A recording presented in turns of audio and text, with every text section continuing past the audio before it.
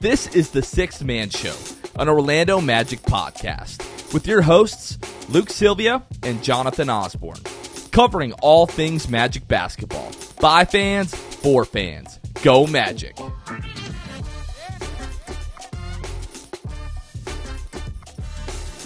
What's going on, Orlando Magic fans? You guys are back with the Sixth Man Show. Today is June 17th, 2024. Jonathan Osborne here, as always, and back from vacation in the new spot, Luke Sylvia. Luke, what is going on?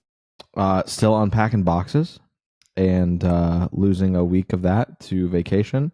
You know, bittersweet coming back to realizing we still have quite a bit to do as far as unpacking stuff, but it's been good. Beach was good, treated me well and the family well, so all's good on this front, and I'm excited to get into more silly season conversation with you.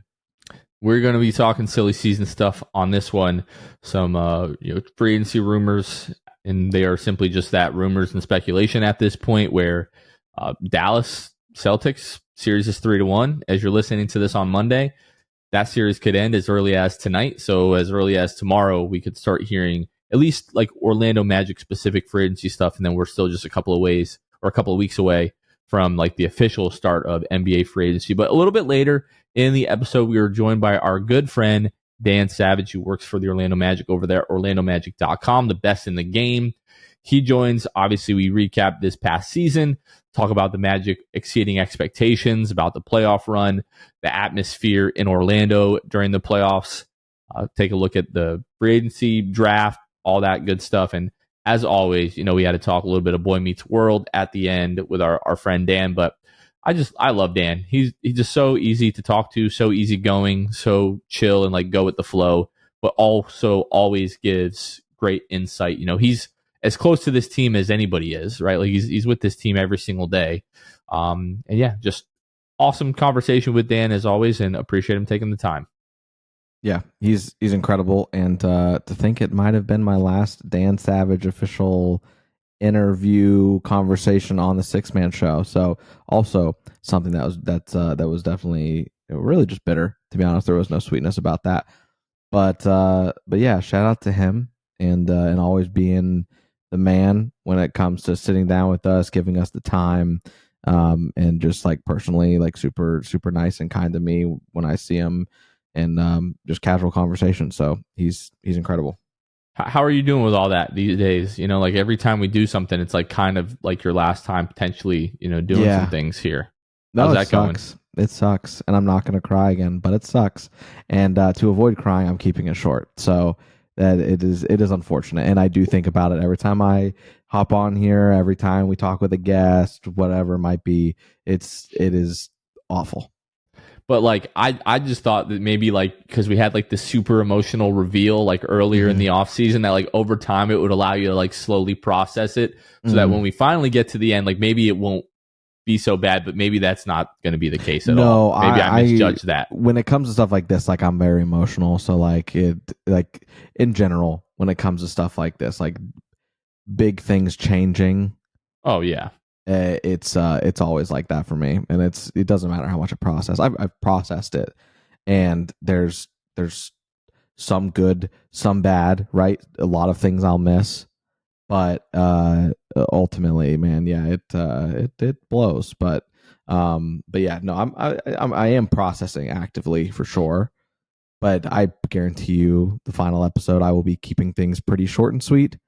Because if I don't, there will be tears for sure again, and that was ridiculous. Now Harper is in preschool. Has she gotten to like VPK yet? Like, have you gone to like the VPK graduation yet? Oh, no. So okay. She's like half days right now, and like 3 days a week. That'll be coming soon, though. Yeah. For me, that was like the most, like I hadn't had one of those in a long time, of like a major sort of like life change, like a big chapter in someone's life, like ending. For me, that was the most, and I was like, bro, like this is not okay. Like I was not doing well emotionally. When it comes to this, and I don't mean to keep talking about this, but like I've just, from the moment I got the text from you initially, I've been slowly like processing that. I'm trying to do my best for the both of us to keep it together. Because like if we both lose it, we won't be able to have a show. You know what I mean? So one of us has to try to, keep it together. But whenever, we don't know when the final episode is, sometime probably in the next, 6 to 7, 8 weeks. I don't know, somewhere roughly in that ballpark. Yeah. It'll probably be there, and yeah, there'll be a time for all that, but that time is not right now. You know what time it is for? It's time for silly season. So earlier this weekend, Eric Pincus of Bleacher Report, actually, what was this? This was Friday. Eric Pincus of Bleacher Report released an article labeled as 2024 NBA Free Agency, Educated Guesses on Potential Early Signings. So he names a few things. Paul George, max by the 76ers.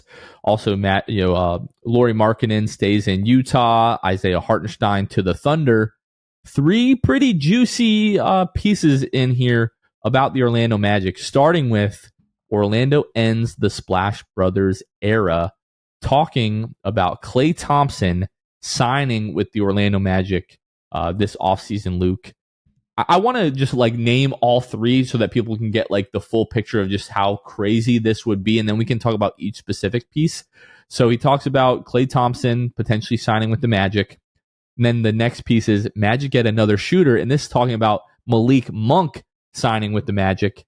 And then this, arguably, I had not heard anything about this, and this was probably the most jarring piece of this.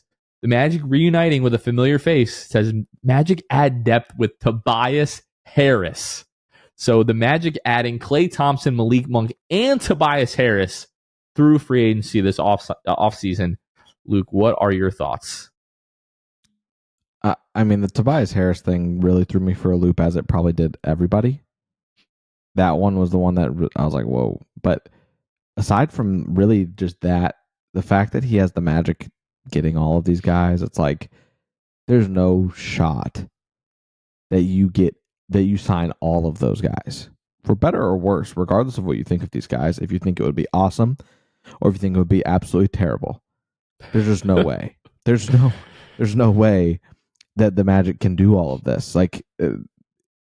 It's crazy to me. And you scroll down that article, and my heart broke a little bit because he had Tyus Jones going to San Antonio with his brother Trey.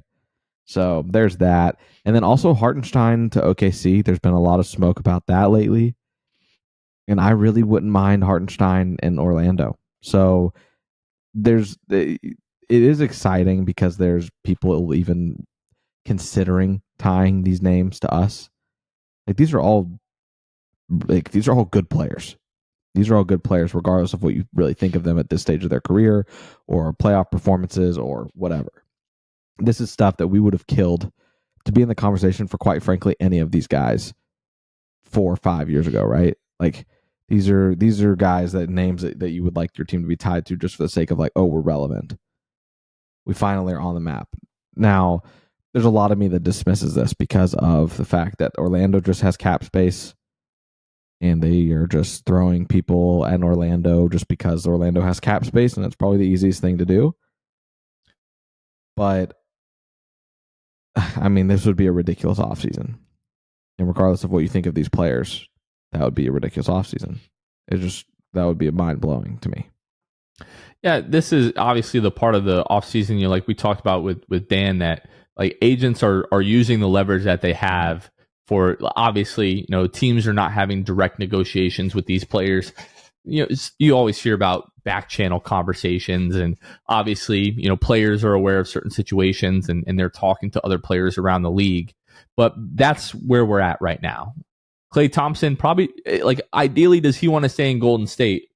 Absolutely. So he's going to create any type of leverage that he can, whether it be legitimate or not, to try to get Golden State closer to where he wants to be financially for him to be able to stay there and finish out his career. Same thing with a guy like Malik Monk, right? You could argue whether or not the Kings were going to be able to pay him regardless, but he's trying to boost his value around the league. He wants multiple teams, competing for, the rights for him to play in their uniform. So they're going to be drumming up all this interest. And yes, a lot of it makes sense. Like, do the Magic need shooting? Maybe they need some veterans or guys with championship experience. Sure. And then you look at another guy like Tobias Harris, who has history here. Obviously, he's done very well for himself financially since he's left here. When you look at all of that, like, we are in the part of the season where agents are pushing their agendas like as much as they possibly can. Like, looking at Klay Thompson, Pincus has, and I don't mean to make fun of Pincus's name, but like literally every time I hear his Pincus, I think of Tingus Pingus. Every single time, it's the first thing that comes to mind. Has nothing to do with Eric Pincus. It's just I laugh every time I hear Pincus because I think Tingus Pingus, all that kind of stuff. So, anyways, I'll call this gentleman Eric. Eric estimates Klay going to the Magic, and again, these are educated guesses. He's not saying this is for sure going to happen, but a 3-year, $81.9 million contract, which comes down to basically like 27 and some change per year for 3 years.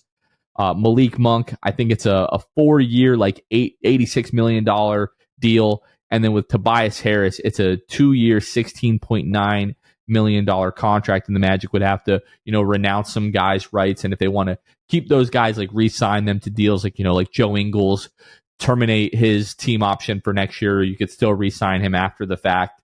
Same thing with Mo Wagner. If you wanted to save a little bit of money and bring him back at a little bit of a lower number, you could do that as well. So there's some other mechanisms and things that the Magic would have to do to make all of that work. I come back to your line of thinking, like, is there a reality where Klay Thompson, Malik Monk, and Tobias Harris are all going to be convinced that the correct move is for those guys to move, like to make the move to Orlando with everything that we have in place?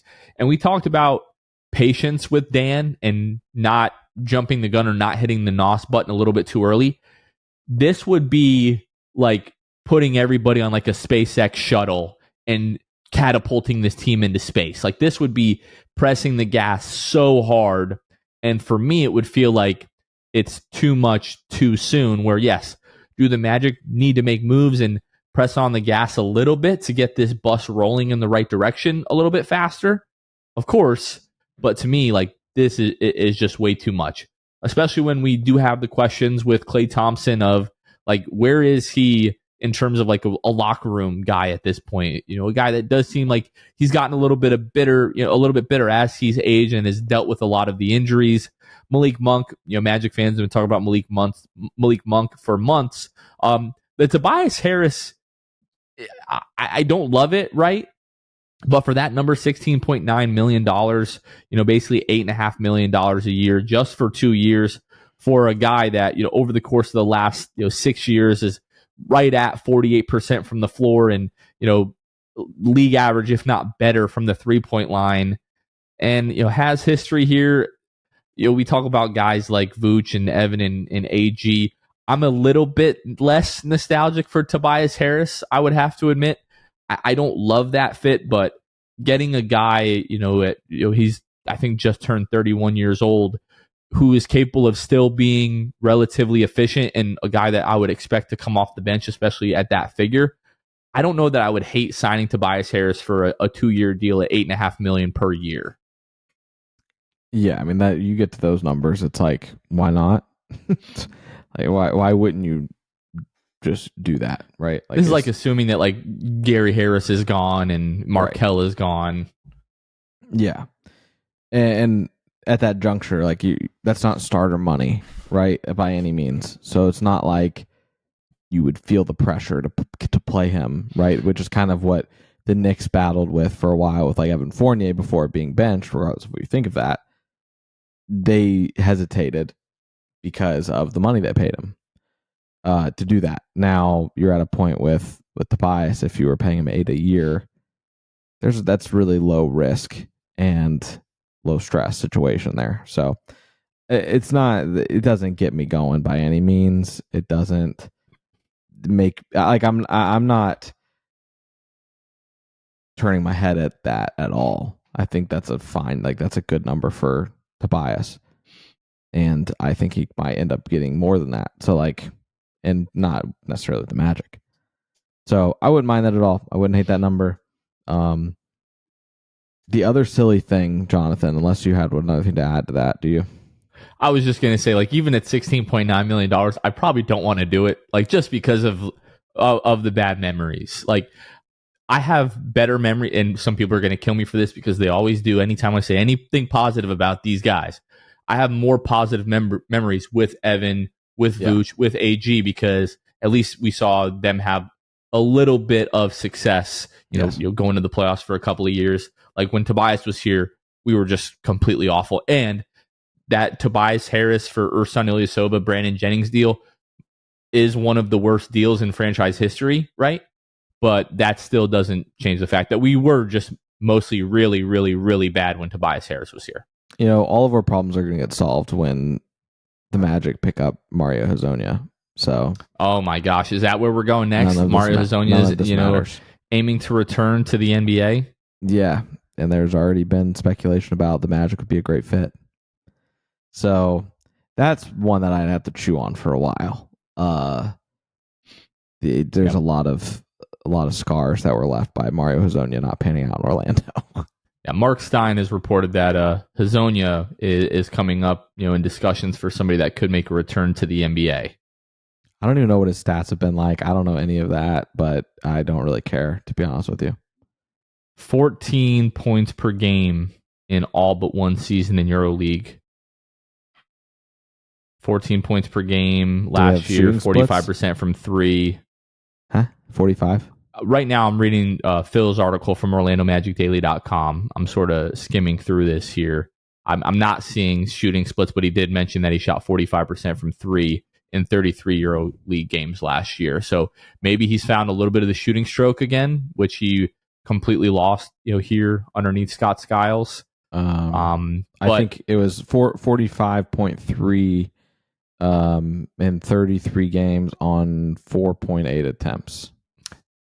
I don't have super positive feelings about Tobias Harris. I have even less positive feelings about Mario Hezonja, even including his game winner in his Summer League debut. I really just want to, honestly, it's dumb and there's not much logic, but it's like anything from bad eras of Magic basketball, I don't really care for it. I don't care about the strides that they've made. I don't care about the value as much. I just want to establish this identity that we're building, and without having to think about the identity we had a decade ago, because it wasn't good, and I don't want to go back. And again, like, it's sort of hypocritical to a certain extent with, like, Evan and Vooch. Like, those are both guys that if they were coming back for like cheap deals, like, it's not happening with Vooch because he's making $20 million a year.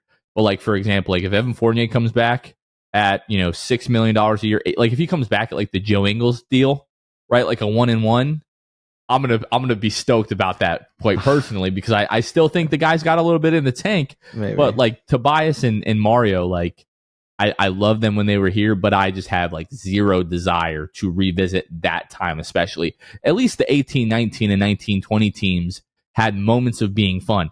Those other teams were like never fun. It was just miserable to watch all the time. Yeah. I don't share your sentiment. Vooch would be cool coming back in the sense of he's coming back to retire here, or as like the third stringer center vet presence. Would you rather have Vooch or Goga Batadze?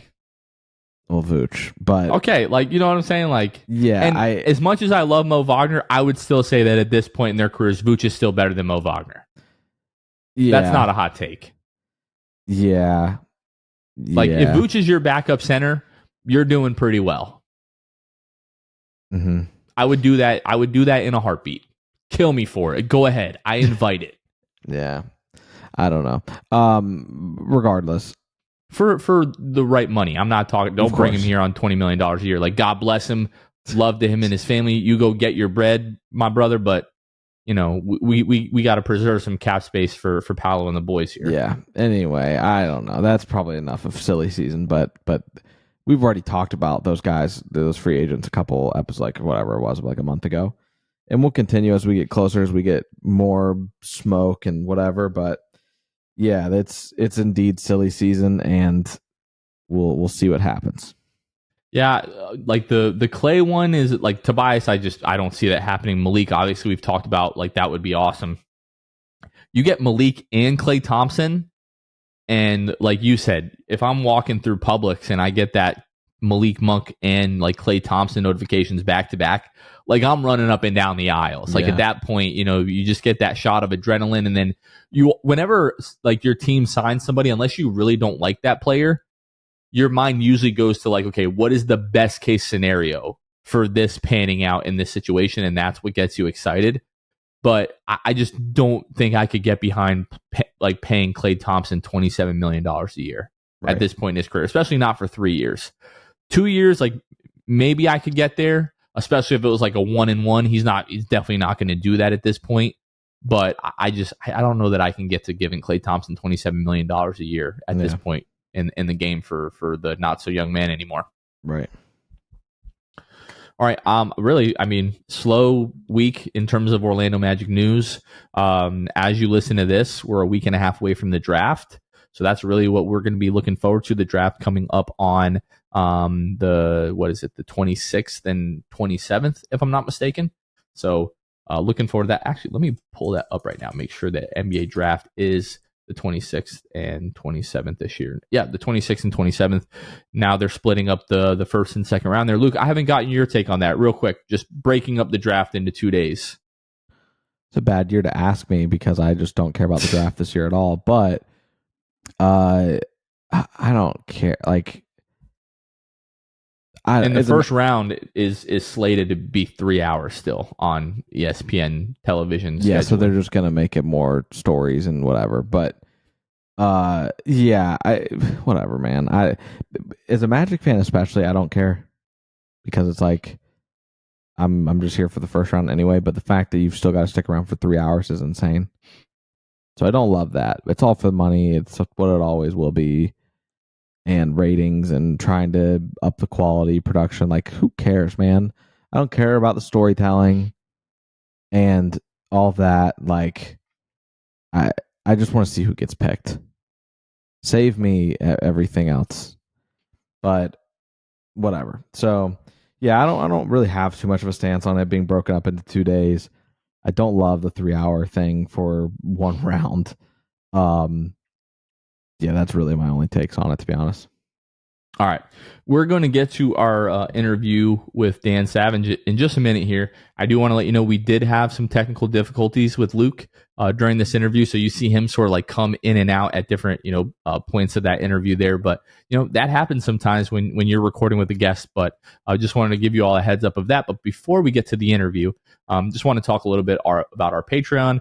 Our Patreon, where you can find us at patreon.com/the6man show, is where our listeners and followers and viewers come alongside of us and help financially support the show to help us do everything that we do, help keep the lights on, help us do events, giveaways, all that kind of awesome stuff. So we really, really appreciate them. We give special shout outs to each and every brand new patron whenever we have them. So shout out to Will Spivey, who joined our Patreon at our elite tier. And shout out to Dalek Lopez, who upgraded from our Hall of Fame to our elite tier. And again, you can find more information about our tiers and our benefits at patreon.com/the6man show. Each and every episode, we give a special shout out to the Hall of Fame and elite tier members. So let's go ahead and give a shout out to Court Cousins, Drew Gooden, Armin, Carson Tulo Ellis, Jonathan Borges, Normal, Magic Player History, Gabe Gaines, Wiffle, Michael Martin, Jamel Miller, Michael Salapong, Donkey Punch Day, Powell and Francis, Warren Pierre A., Dylan Holden, Mr. Mikey, Daniel, Bobby Skinner, Goldie93, Teddy Sylvia, Dalek Lopez, Fuchsia, Bill Fulton, Edmund Lagone, Jose Esquilin, Caleb Pete, Cannibalism, Time Mr. TV, ESPN Really Sucks, Gear 95 Shred, Junior Bruce, Half Freakin, Shahin 177, Bobby the Don, Himlo, Ben Himro, RM Prov 221, Ray Pastrana, Magic Kid 714, Mysterious Mosley, Irish Magic Mike, Austin Lampy, Random Hustle, Only France, Maria, Keith Wallace, Fritz, Brub Sal, Kason Green, Santi Leon, Kane Eckler, The Distract, Ahmad Timsa, Chantu, Tom Gadsden, Dead Air, Richard Tuttle, Jeremiah Quintero, Magic Wire, Debo 1980, Magic Matt, Michael Thompson, Mama Richmond, Next Snap, What's Up Playoffs 2024, Dylan Fay, David Duffy, Smith Sheeks, Bueno Time, Stantino 1995, Suggs Muggs, Daniel Anderson, Barry McElcaney, and Will Spivey. A big thank you to all of our patrons. And if you would like to become a Patreon, go to patreon.com/the6man show. And now, without further ado, our conversation with Dan Savage. Magic fans, we are now joined by a very special guest, our friend, director of online content and digital news, Dan Savage of OrlandoMagic.com. Dan, first of all, happy Father's Day. You got a little one on the way here. I know that you've announced that on your social media accounts, but got to be getting a little nervous, a little excited. It should be sometime soon now, right? Yeah, excited, nervous, all the above. Had the baby shower last weekend, had a lot of friends and family out, so it was great to feel that support. But as you guys know, as you come down this final stretch, there is a wide array of emotions of like, am I ready to keep another thing alive? And so, it's mentally prepping myself for that. Trying to watch a lot of tutorials that'll prove meaningless the second something happens. So we'll see how it goes. I did do a lot of assembling this weekend. So strollers assembled, cribs assembled, all that stuff's good. So as ready as I could be this time of year. You got to start getting the hospital bag packed, everything like that. How far out are we now, Dan? We are just about almost exactly. Actually, tomorrow will be 2 months to the day. Out from the expected due date. So we're a mid-August baby is expected. Little baby Savage running around. Maybe a little late August birthday, a little August 25th. August, what's yours, Luke, 29th? 29th. Right, maybe so somewhere around there, two good dates to pick from. Buy me some extra time, of pre-parenting. So, yeah, I'm all for it. My wife, on the other hand, carrying a child through all of July and August in Florida, maybe ready to get this one out. Right. So when we were pregnant with Cole, not Cole Anthony, Cole my child, when we were pregnant with Cole, Lauren was like 2 months, maybe a little less than that from the expected due date, and she insisted. I will admit she needs to admit this, and she does. She insisted to go to a Gator game with me in August. And even though it was at night, it's Florida, and it was like, 85 degrees, whatever, plus. And so she like, you're crammed in there at seats at Ben Hill Griffin. And yeah, she regretted it pretty soon after. So that's my word of advice. Don't go to any sporting events where you're in close quarters with people, even if your wife encourages you just because she wants you to be able to go. It's the wrong answer. So that was my experience about 2 months out from due date. I'll definitely keep that in mind. Yeah, Dan, it's been about almost a year now since we had you on the show. Usually we meet with you about this time each season, give you a little bit of a break. Obviously, this season was a little bit longer, and we all enjoyed that. But before we have team employees on, we're like, let's give these guys a little bit of a break. Sort of wind down from the season before we have them start doing content stuff again. But Dan, really just wanted to get your thoughts. Last year I know that a lot of us had, sort of tempered expectations going into the season, and Magic outperformed everyone's expectations, obviously, with the 9-game win streak early on in the year. Picked up a lot of, wins in February, March, and then April at the end there. Just you sort of being with the team on a day-by-day basis, what was that like for you, like seeing this team improve so much and exceed expectations, like right in front of you? Yeah, I mean, because you look at the year prior, they had made such a big jump, and you're like, in your head mentally, you're like, it's hard to duplicate that 2 seasons in a row where you make a big double-digit win jump, improve in the Eastern Conference. And as you're going through the course of the season and you're seeing the way that this internal development went, the way that Moses touched these guys, the way this team's coming together and all the pieces were starting to fit, you start to believe like, okay, play-ins definitely in play. And then as the season's going on, you're like, all right, playoffs are absolutely in play. So it was special from the standpoint that, they did it organically with growth, with their key pieces and guys that they want to build around, making big strides. That's what you want to see, because if it's ancillary pieces, aging guys, aging veterans that are playing keys for your franchise, that's going to be a limited return. And to see, arguably the Magic's three most impactful players to be 22 years old or younger, making such significant strides, speaks a lot to what the potential of this group could be. And I think the turning point for me was kind of that West Coast trip right at the beginning of the new year when this team was out there in Sacramento and went to double overtime, and then come back from that one with so many guys sick, so many guys injured. And, the way the team showed up, believed, and beat the defending champion Denver Nuggets in their house at the end of a road trip with that altitude, with that sickness. I mean, everybody had it, myself included. I was like, when they went down early, I'm like, all right, let's just pack up, go home. And this team had none of that. Paolo had a sensational, his second triple-double of his career in that one. And, they're tougher than I am because they were out there battling, got it done. And when they did that, I was like, all right, this team is for real. They can definitely earn a playoff spot. And the way they went about that throughout the course of the season was just so impressive.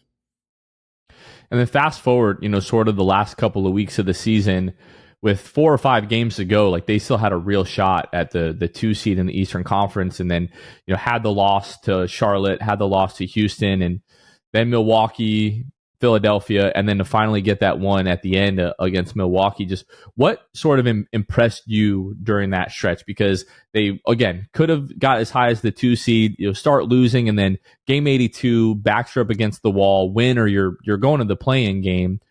So what impressed you from this young team, like sort of during that stretch? I would say the most impressive part is there was never any panic, because as you're going through a few of those losses there, it could be easy to say, oh my gosh, we're going to fall into the play-in or whatever, or try to, overcompensate. They never did that. There was a levelness to it. There was this is not acceptable. And then they found a way at home to get the job done, which they had throughout so much of the course of the year, and even to the postseason, just found a way to get things done at home, which is very impressive about this group.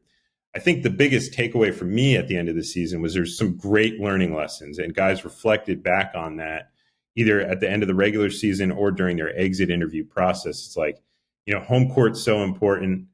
We can't let that one slip in Charlotte. That was the big opportunity game.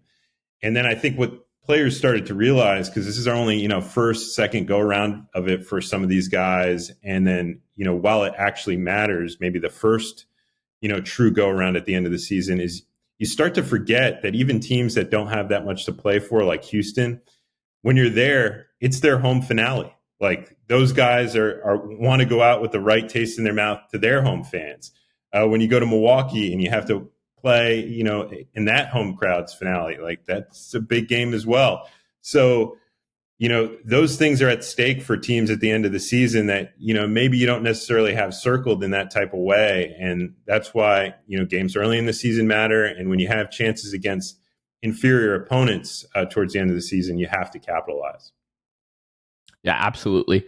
Fast forward a little bit to the playoff series, right? You mentioned how important home court advantage is. Those Cleveland crowds seem really crazy. The Orlando crowds were really just as impressive. I've been able to go to the last couple of playoff runs, 2019 and this year, and have never heard that building quite as loud. But Dan, I wanted to ask you, like, in your opinion, which was like the more intense atmosphere? Was it in Cleveland, or what did you think about the Orlando crowds? I thought the Orlando crowds from start to finish were so good. Like Cleveland had their moments, especially, but it was two good fan bases. That's what the NBA wants, where you're like, all right, these crowds are going blow for blow. These teams are going blow for blow. You sense some panic in that Cleveland crowd in Game 7. And, fortunately, with the way the Magic played at home, there were never those moments. The crowd was really into it. That Game 3 in Orlando was insane. You could taste how hungry the Orlando faithful was. And I think that was probably maybe the most impressive crowd of the whole playoff series there between the Magic and the Cavs. Was that, Game 3 crowd at Kia Center was just so loud and so locked in. So, I'd probably point to that as the most impressive crowd. And, they helped the Magic all year, going 17-0 against, sub 500 teams at Kia Center. That speaks to not only the team's professional approach to these games, but the way the crowd was behind them all year.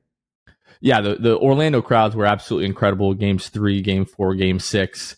And yeah, you're up 18 in that first half in Cleveland, that Game 7, hoping that you're able to pull that out. But ultimately they weren't, Dan. But what do you think?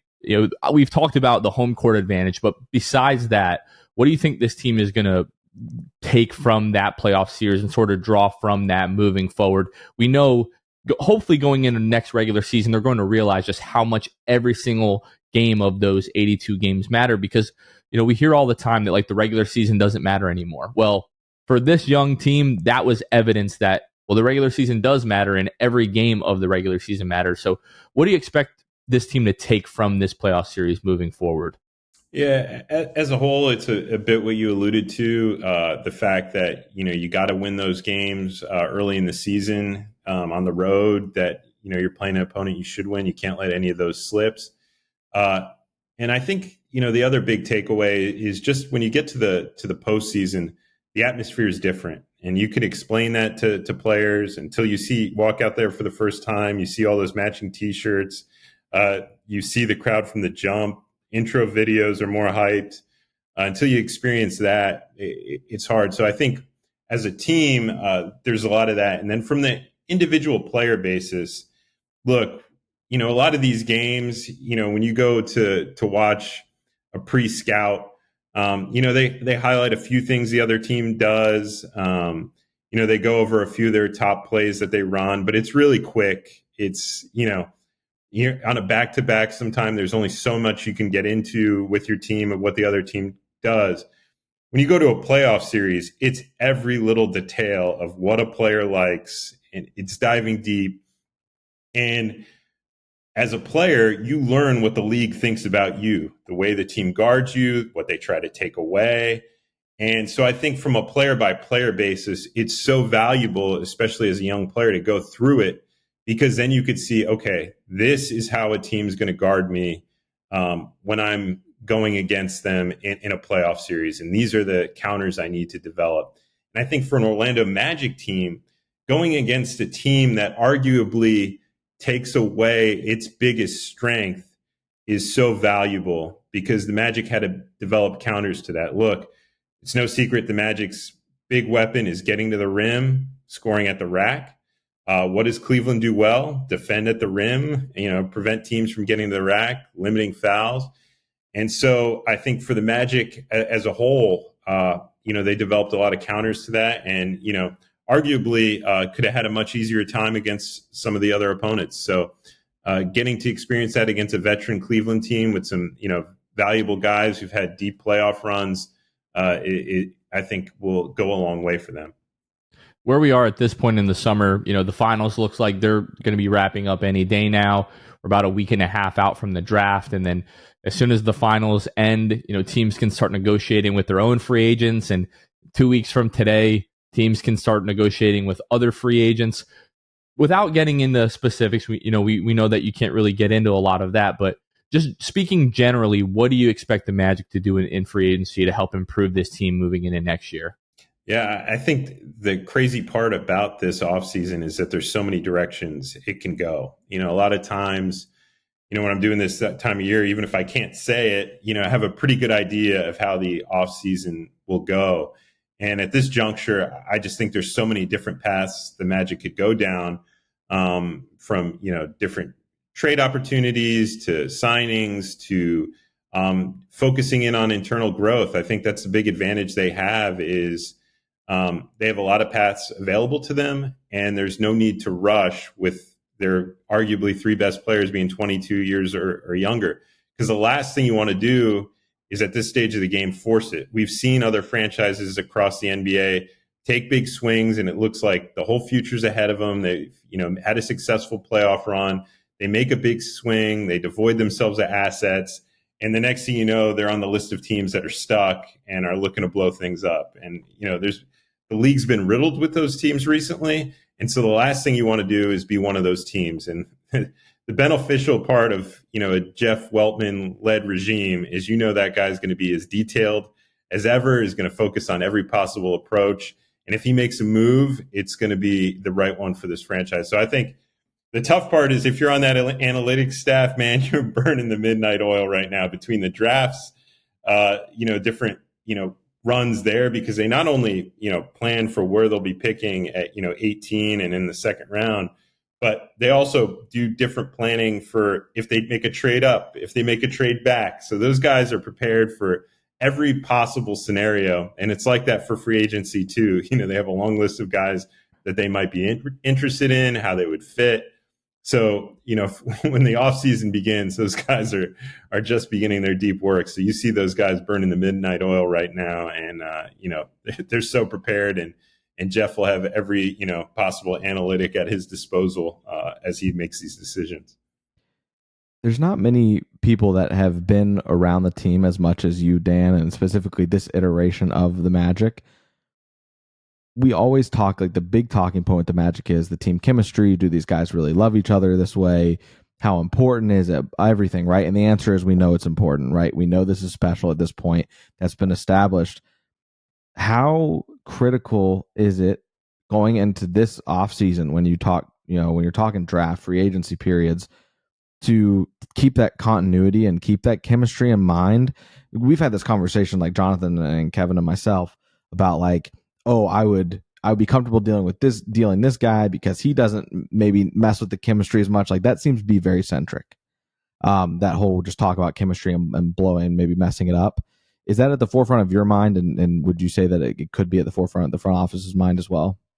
Yeah, I think there are two things at the forefront of my mind when making any move. And we already know from the type of guys that Jeff has brought in, whether it be with John Hammond as his GM or now Anthony Parker as his GM, is they're going to be high character guys. We have not seen a guy come through where you're like, I don't know about this guy. Like, he seems to bet on the people first. And that's like the number one indicator. And then like what they are as a basketball player is right there. They're kind of in lockstep. So, it's funny. I don't think about that as much because I know Jeff, it's already at the forefront of his mind.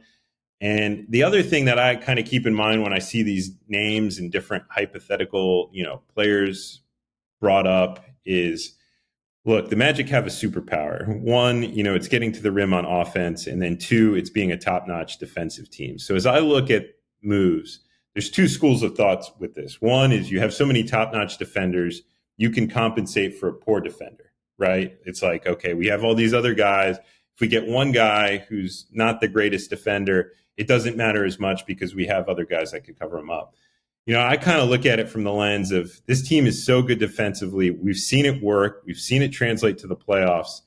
Do you really want to add a guy, unless his offense is so off the charts where it's like, okay, like this is no brainer. But do you really want to add a guy with good offense if his defense is either non-existent or, he's not bought in on that end? And I'm not sure that, me personally, that I would do that, full disclaimer, that's, my opinion. Because I just think that the Magic superpower is working. It's developed. Everybody's bought in on that end of the floor, and we've seen it lead to successful runs. So at the forefront of my mind is, I kind of want two-way players, guys that play hard on both ends and have the ability to defend, because the Magic's defensive versatility has proven it can win them games. Dan, you made a great point about, we've seen a lot of teams that maybe hit the gas a little too early. Like they hit the NOS button a little bit too early. Like in the first Fast and Furious, Paul Walker hits the NOS button a little too early, and then Vin Diesel just passes by him. Good old Dom Toretto, a guy that has followed the league and is close to the league as you are. What are your thoughts on, like, is it possible for a team to be too patient? Yeah, I mean, because cap space doesn't last forever either. On the flip side, like, Paolo's eventually going to get paid. Franz, be coming up for contracts. Jalen, you could go down the line of different guys. So you get this window where, you can add valuable high-end pieces to this young core. And so, on the flip side of that, you can't be, overly patient and let that window pass you by either. So it really is a tough balancing act, because like the worst thing you could do is hit that NOS button and then you're devoid of assets. You have a guy that maybe doesn't fit, is now on a bad contract. And you could look across the league. We've seen it a few times this season. Like there are players who you thought like 2 years ago you would give up a fortune for, and now like nobody's trading for them. And it's like, what do this teams do? Do they just like stick with it and stick in play-in status, or do they, they can't add anything? They're, over the cap. So that's to me the worst thing. And then, behind that is you at some point have to take advantage of your window. It's kind of like the same thing in the NFL with when you have a rookie quarterback and he's playing on that salary, you have to try to add pieces to it too. So that's why I think Jeff and his team and AP will be aggressively going over things to either look at this offseason, opportunities that they think will present themselves at the deadline next year and next offseason, because that's kind of the big window where you have some opportunity before those other contracts start hitting in place. Considering everything, the way that the team overperformed this past season, obviously the draft pick that they have the potential to use, maybe they might move that, at 18 there, and all of the capital that they have going into free agency. What do you think like the appropriate expectation should be for this Magic team moving into next season? Yeah, I think it is building, picking up where you left off, because it's hard to say like exactly what seeding will look like until you see what other teams do in the draft, what other teams do in free agency. Look, the Eastern Conference wasn't healthy entirely either. You're going to have Giannis at play, presumably. You're going to have Embiid in play as presumably, and those guys can be big factors in the conference as well. And so, who would have known at this time last year that Dame would be traded to Milwaukee, Drew Holiday would end up playing for the Celtics. It's so hard at this time of year, but I think I want to see that guys individually are continuing their internal growth. I think that's big. That's paramount for this team, arguably more important than anything, because if Paolo continues to take another step, if Franz continues to take another step, if J.I. stays healthy and continues to grow into the menace that he is, if Jalen's continuing to stay healthy and progressing, if Jet takes steps, the outside stuff isn't necessarily nearly as important as what could go on here. And so if they're able to do that and continue to take those steps, I think the rest of it takes care of themselves as a team, because we already know they're made up of the right dudes and they have the right approach defensively. So as long as they pick up where they left off, and keep that same mindset, I'm very confident in where this group will go. Which of those pieces are you most excited to see pan out? I think right now, just because they've been in there all summer, I'm really excited to see what AB and Jet bring to the table. I think they're almost like two free agent pieces in themselves, because Jet spent so much time in the G League. When you talk about what do the Magic need, a lot of the skill set that he has is so fitting. I mean, a great shooter, can create a little bit, and has the size to be a factor defensively. He'll still have to prove that at the NBA level. And then AB, I mean, that guy's a dog. We saw it in pieces last season in stretches. He can flip a game on its head, and when you consider you have defensive weapons like AB, Jalen, and J.I. at your disposal, that's a nightmare for opposing teams, because those are three guys that are not just like have elite defensive traits. Like, they bring it. They have the mindset to do it in a night in, night out basis. They don't take games off defensively. So those two guys I'm really excited about, just because I think they have the right approach to the offseason. They've been in there nonstop. They're working on their aspects of the game, and they have a long list of film of either whether it be at the NBA level or G League level of the things they need to work on, working closely with the Magic staff. So, like, you talk about free agency, draft, like those are two new pieces right there that I think could be a big factor for the Magic next season. Your words didn't say it, but your face said something. I know something you don't know, and that does get me a little excited. Dan, now I want to pivot to, I know you and me, one of the things that we look forward to the most when we get together to do these is we'll talk a little Boy Meets World. So for those of you that are uncultured and don't love Boy Meets World, first of all, you need to go and watch it, and it'll change your life. Or you can just fast forward a little bit, turn this episode off, whatever it is that you want to do. First thing that I want to talk about, Dan, we haven't had the opportunity to talk about this on the podcast, is that last summer, fall, you, myself, and our friend Kamran, we were all supposed to go to the live Pod Meets World. Pod Meets World is the rewatch podcast of Boy Meets World from three of the main characters of the show, Sean, Topanga, Eric, or better known as their real names, Ryder Strong, Danielle Fishel, and Will Friedle. We plan to go see this live podcast together. and I was at 90s Con. I was actually at 90s Con to meet Danielle Fishel and to meet William Daniels. And I meet a Magic fan in line while I'm waiting to meet Bill Daniels. And we start talking, we're talking about the Magic, and then we're talking about the live show. I'm like, oh yeah, I can't wait to go to that on Monday. And he's like, no, it's Sunday. I'm like, no, it's definitely Monday. Like I made plans to go with my buddies Dan and Kamran. He's like, no man, I promise you, like I'm trying to sell tickets to that. It's Sunday. So I ended up not being able to go to that. And I know that Dan and Kamran, you guys went and had a great time.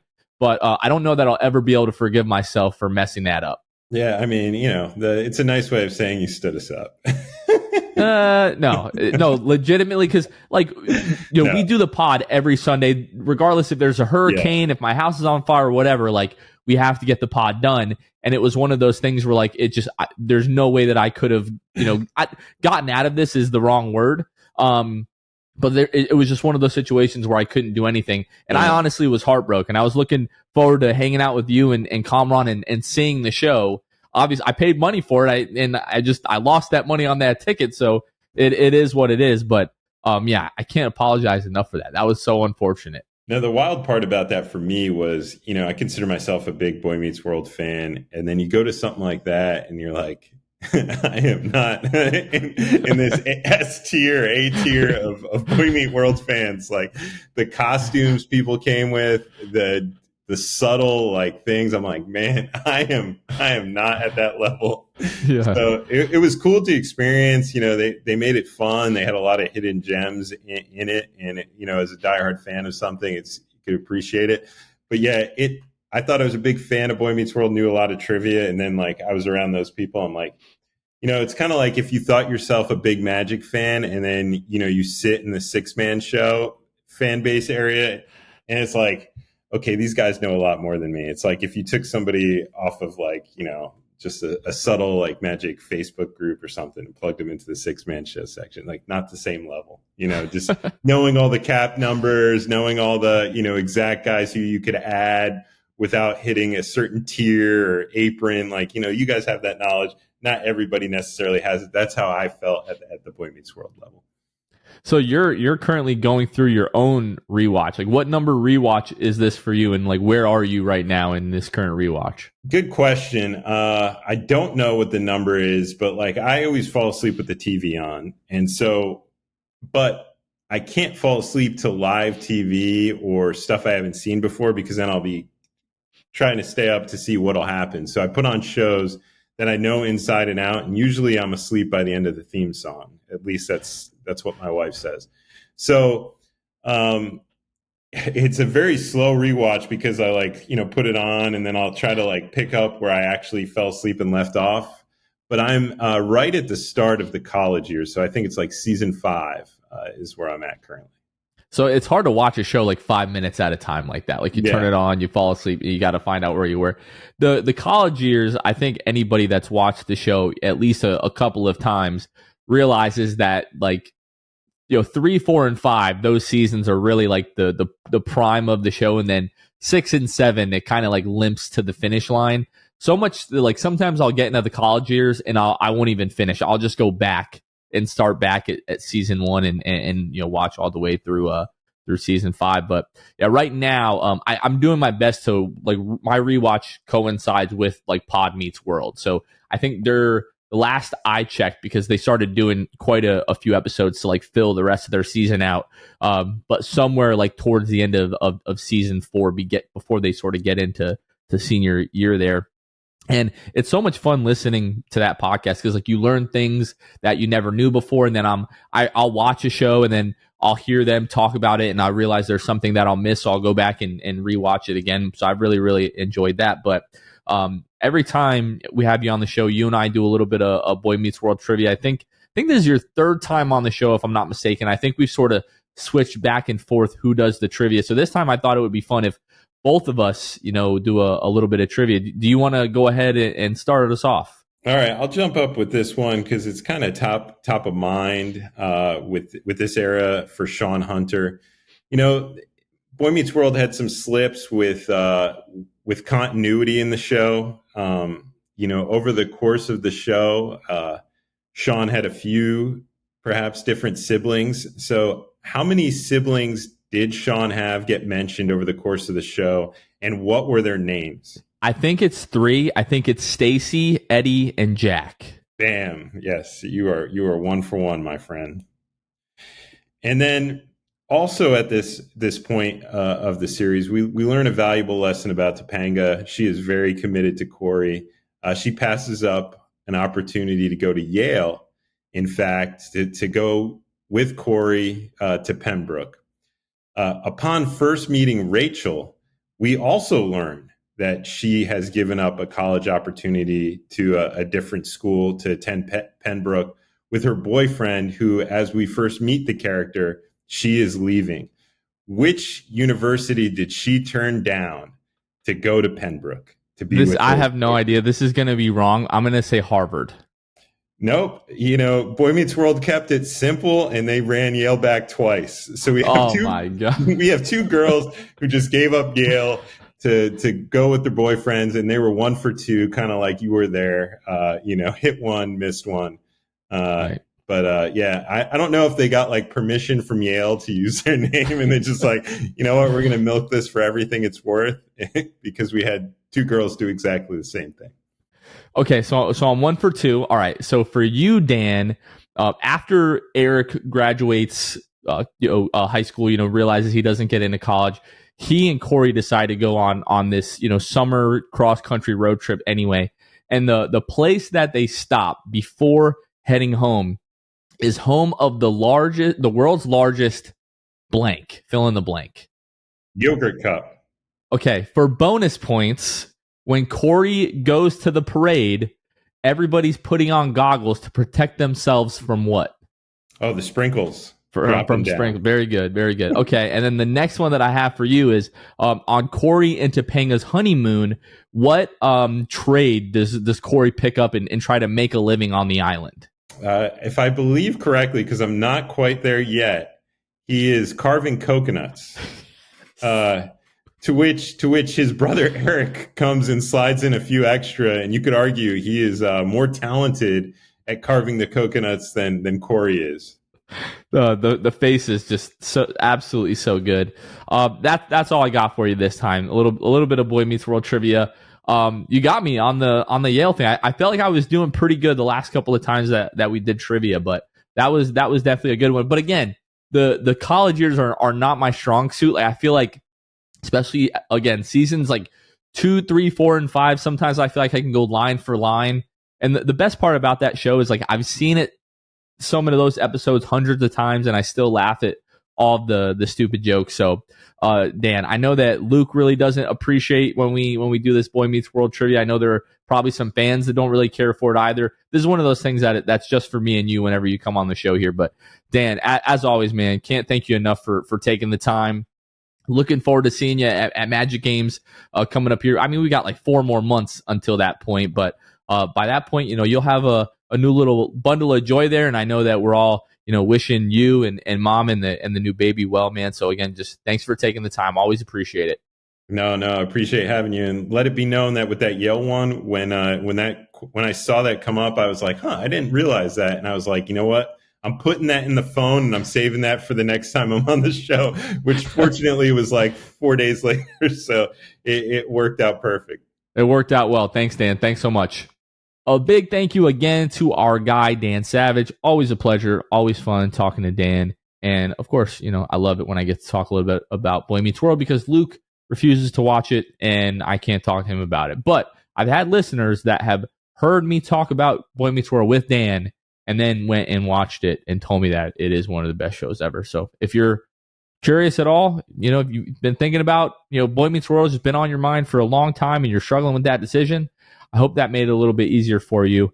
But we gave some spoilers away, in that regard. So I do apologize. But yeah, always good to talk to Dan, Luke. Yeah.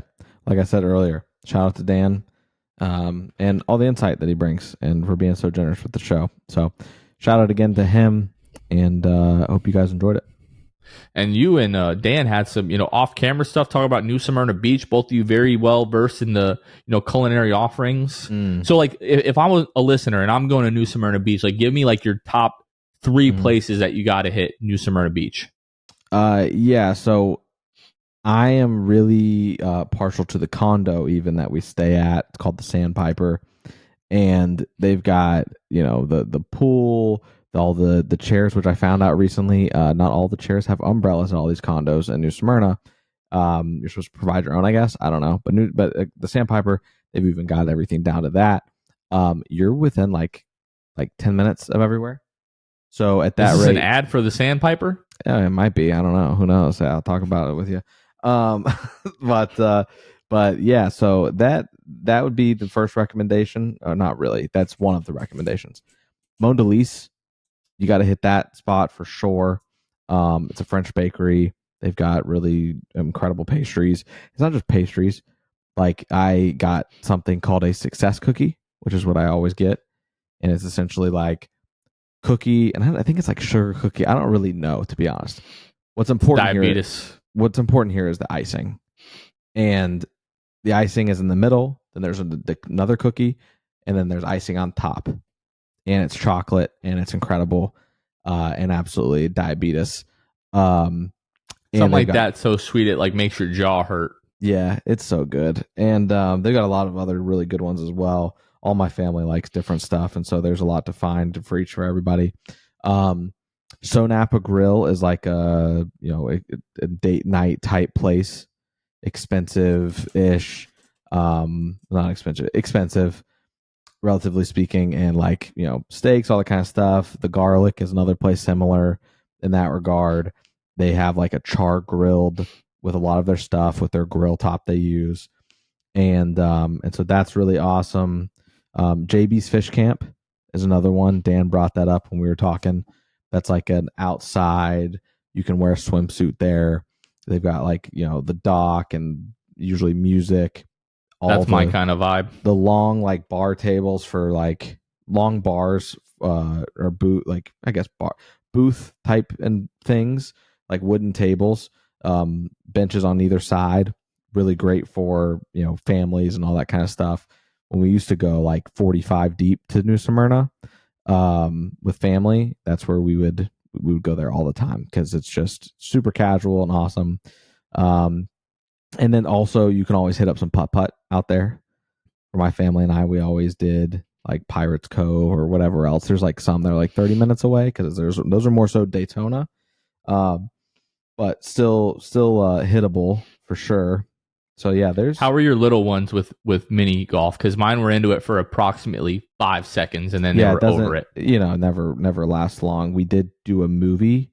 Went and saw Inside Out 2.